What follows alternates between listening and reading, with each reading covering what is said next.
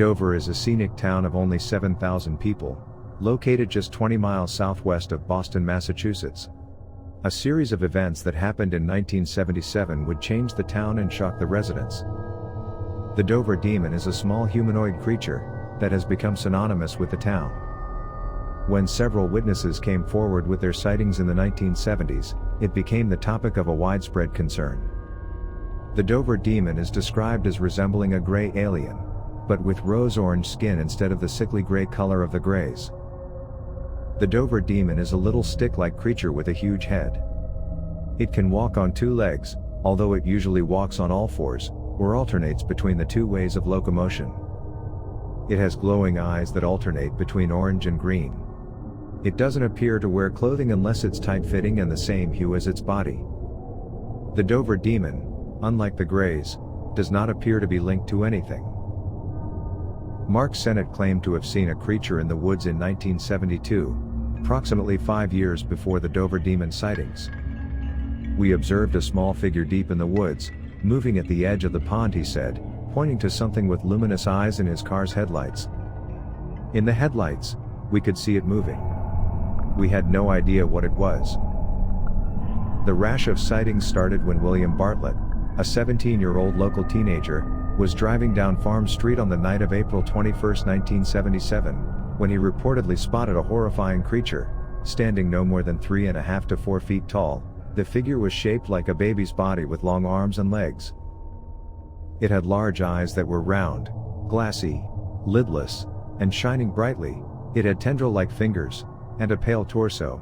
It was standing atop a crumbling stone wall, on the side of the road.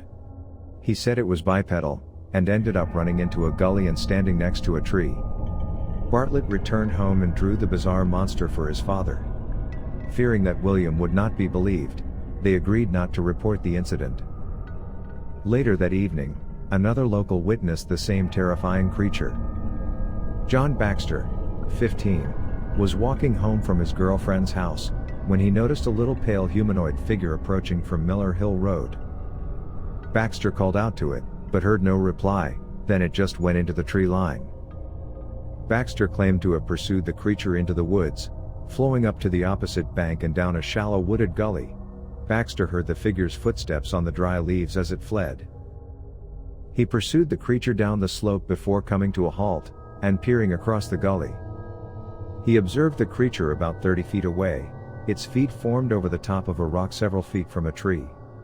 Except for its dark figure-8-shaped head, the creature's body resembles that of a monkey. Its eyes, two lighter spots in the middle of the head, are fixed on Baxter, who begins to feel nervous after a few minutes.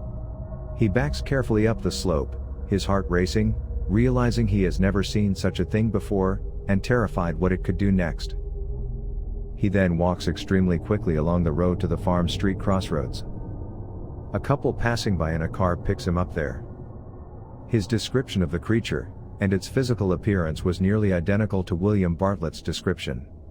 He also drew a sketch, and presented it to the local police. Local resident Abby Brabham claimed to have seen the same so-called Dover Demon on Springdale Avenue the next day. The creature had pulled itself off the ground, and stood partially upright, staring at her, she claimed. The monster had a body the size and shape of a human child, as well as an unnaturally enormous head, with no apparent features other than its huge bulging eyes, according to all witnesses. The story had gained national attention by this point. Many individuals dismissed the incident as a concerted hoax, although there was no evidence that any of the witnesses knew what the others were saying at the time. Another possibility is that the sightings were of a young moose calf, which would have the same gangly appearance and huge eyes as the sightings. At the time, however, there were no wild mooses in Massachusetts. In a 2006 interview with the Boston Globe, William Bartlett reaffirmed his story, stating it was the truth. Others have had sightings with the Dover Demon after that week in 1977. After the first sightings, there was some panic in the town about the Dover Demon. Although there have been other sightings since then, modern sightings have been rare. Loren Coleman, a well-known Maine cryptozoologist, believes all 3 sightings were genuine. Within a week of the sightings, he talked with the teenagers. We have a compelling case based on persons who witnessed something over the course of 25 hours. Coleman believes the Dover demon has nothing in common with previous unexplained sightings such as chupacabras, Sasquatch, Roswell aliens, or the goblins from Hopkinsville, Kentucky in 1955.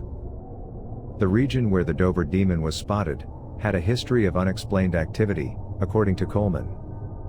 You had three huge legends going on in the same area, he says: a sighting of the devil on horseback in the 1600s, reports of buried treasure, and the Dover demon.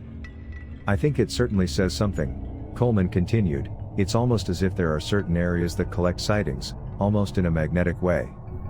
So what do you think about the Dover demon sightings? Let us know in the comments below, and as always, please like and subscribe.